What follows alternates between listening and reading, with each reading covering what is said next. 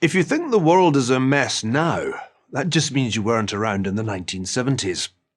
In Britain, where I grew up, the low point was known as the Winter of Discontent, a line borrowed from Shakespeare's Richard III.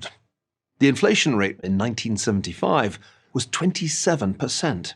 The trains were always late, the payphones were always broken, nothing worked. Worst of all were the recurrent strikes. Strikes by coal miners, strikes by dockers, strikes by printers, strikes by refuse collectors, strikes even by gravediggers. It felt as if there was no way back. And then came Margaret Thatcher. Between May 1979, when she entered 10 Downing Street as Prime Minister, and November 1990, when she stepped down, she changed everything. Born on October the 13th, 1925, she was an improbable saviour. Nothing in her middle-class childhood suggested the future ahead of her. A diligent student, she got into Oxford as a chemistry major. She worked for a small plastics company after leaving college, but was rejected for a position at the British chemical giant ICI because, as the personnel report stated, this woman is headstrong, obstinate, and dangerously self-opinionated. She needed all three of those attributes when she entered the world of politics as a Conservative candidate in 1950. After several failures, she finally entered Parliament in 1959. For the next 2 decades, she steadily worked her way up through the party ranks.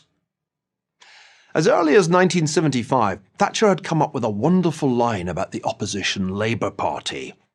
They've got the usual socialist disease. They've run out of other people's money.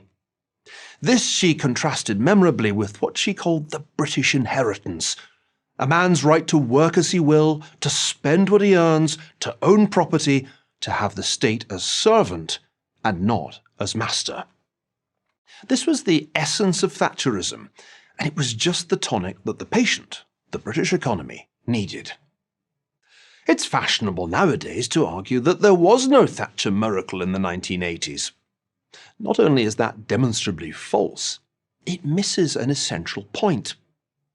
Thatcherism wasn't just about raising productivity or creating jobs.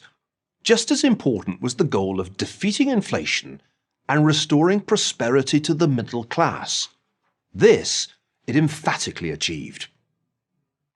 Yet the event that more than any other defined Margaret Thatcher's premiership was not economic, but military. The Falklands War against Argentina established her irrevocably in the public mind as the new Britannia, a warrior queen who gloried in victory. And of course it ensured a Conservative win in the 1983 election. There's no question that sending the Royal Navy Task Force to the South Atlantic took great political courage. Many in her own party pushed for a negotiated settlement. But the lady was not for turning, not because she was nostalgic for the days of empire, but because the invasion was, to her mind, morally and legally wrong. Not without reason did a Soviet magazine nickname Thatcher the Iron Lady. Along with her ideological soulmate, US President Ronald Reagan, she was unhesitating in her opposition to the Soviet Union. When the Soviets deployed intermediate-range nuclear missiles in Eastern Europe, she fully supported, despite fierce opposition, Reagan's countermove to send American cruise and Pershing missiles to Western Europe. It's still terribly hard for those who opposed her to admit it, but Margaret Thatcher was right about most things. She was right that the British trade unions had become much too powerful. She was right that inefficient nationalised industries had to be privatised. And she was right that the West could win the Cold War. "I can't bear Britain in decline," she told a BBC interviewer in April 1979. "I just can't." Nor could we. For much of the 1970s, that decline had looked irreversible. Yet Margaret Thatcher stopped the rot. She cured the economy of the disease of inflation and industrial unrest. She revived the idea of a property-owning democracy. And with her courageous and principled foreign policy, she restored Britain's standing in the world.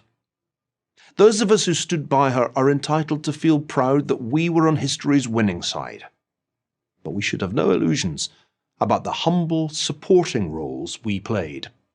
She was the leader, proof that sometimes it really is a single individual who can change the course of history. In Margaret Thatcher's case, decidedly for the better.